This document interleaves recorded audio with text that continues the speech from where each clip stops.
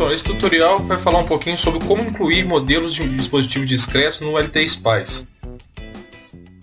Modelos discretos são diodos, transistores, os que não estão previstos na biblioteca do próprio LTspice.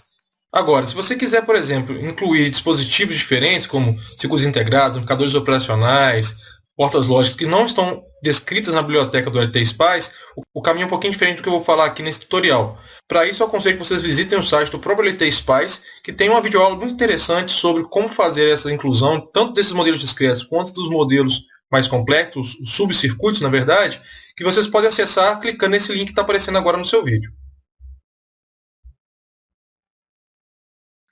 Para exemplificar essa função, eu vou simular aqui um circuito limitador. Então, eu criei aqui no LTspice uma fonte senoidal de 20 volts e 100 Hz e o meu resistor de limitação é de 1 kΩ. Eu quero simular um limitador de 12 volts, ou seja, eu vou precisar de um diodo Zener com tensão de ruptura de 12 volts, ou seja, tensão de Zener de 12 volts. Então, para isso, eu vou vir aqui e adicionar um diodo Zener.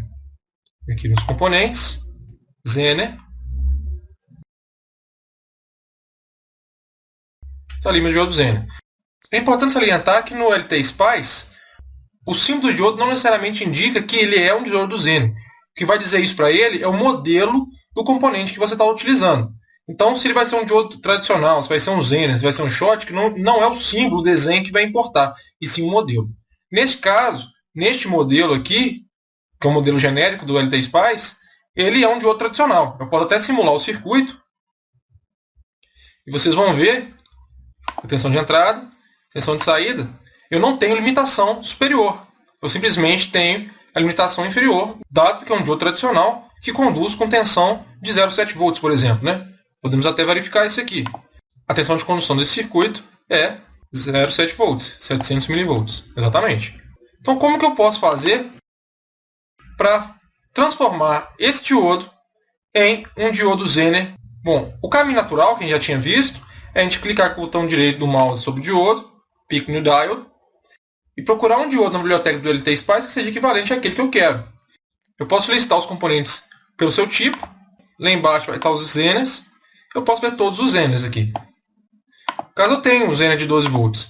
Só que esse Zener aqui, esse modelo, o BZX84C12, ele é um Zener de 250 mW. Se eu quiser colocar um Zener de maior potência, o que eu posso fazer é incluir eu mesmo esse modelo. Como é que a gente pode fazer isso? Bom, aqui está incluso aquele dispositivo que a gente selecionou. Primeiramente, então eu quero modificar esse modelo. Eu não quero usar o BZX84C12, eu quero usar outro dispositivo. Então, primeiro vamos fazer um dispositivo genérico, um dispositivo ideal. Eu vou vir aqui em cima do componente, clicar Ctrl e o botão direito do mouse, e vai abrir essa outra tabela, que é a tabela de atributos do componente. Percebam que aqui eu tenho um prefixo, que é o identificador de um modelo genérico intrínseco do LTspice, ou seja, diodos, resistores, capacitores, indutores. Transistores também entram nessa jogada.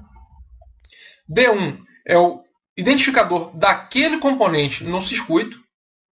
E aqui vem o valor. O valor é o nome único do modelo do componente. Isso é importante, porque eu não posso ter no LTspice dois modelos com o mesmo nome, tá? Então vou criar aqui meu modelo. Vou escrever, por exemplo, Zener underline 12 volts. Então, o meu modelo, o Zener de 12 volts.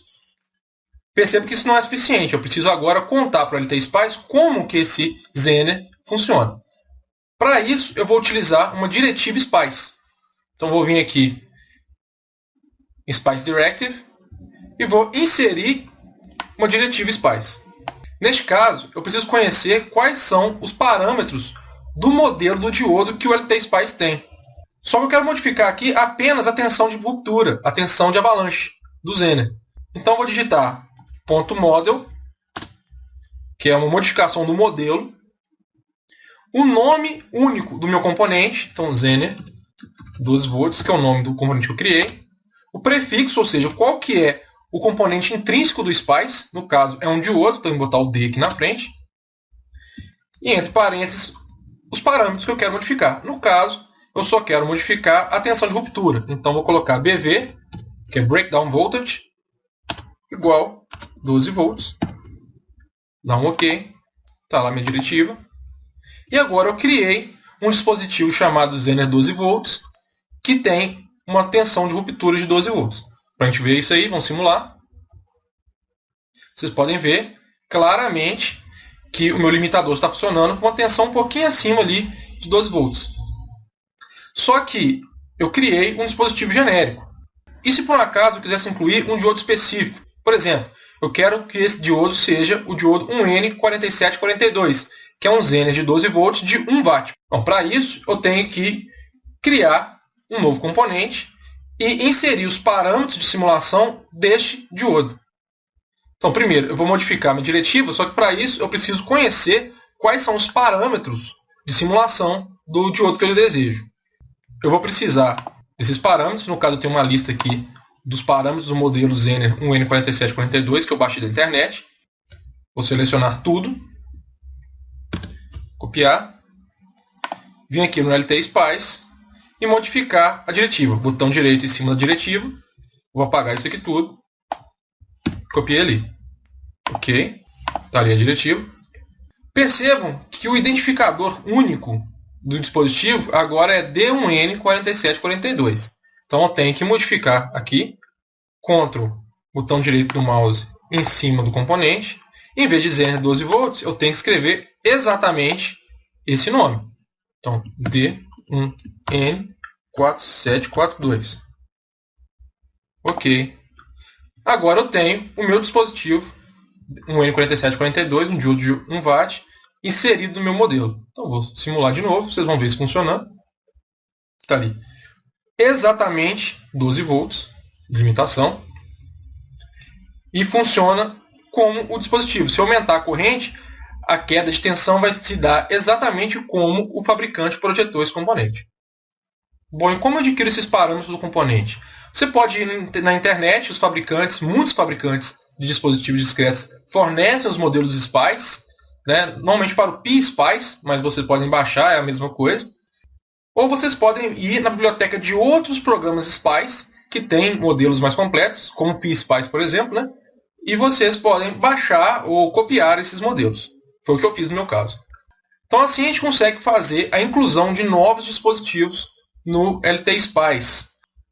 Essa diretiva .modo, é bom salientar, ela só funciona para dispositivos intrínsecos do simulador, ou seja, diodos, resistores, capacitores, indutores e transistores. Para componentes mais complexos, por exemplo, amplificadores operacionais, circuitos integrados, portas lógicas, na verdade, elas são construídas como uma associação desses dispositivos intrínsecos. E aí você tem que usar uma diretiva chamada .subcircuit. Eu não vou explicar essa diretiva aqui. Como comentei, tem um vídeo muito interessante no site do LTSpice, onde isso é explicado com mais detalhe. E eu aconselho para quem desejar inserir esses componentes mais complexos, visite lá e veja como é feito. Porque você tem, além de definir o modelo, você tem que criar também um desenho, dependendo da pinagem, para esse novo componente. Ok? Então, ficamos por aqui hoje.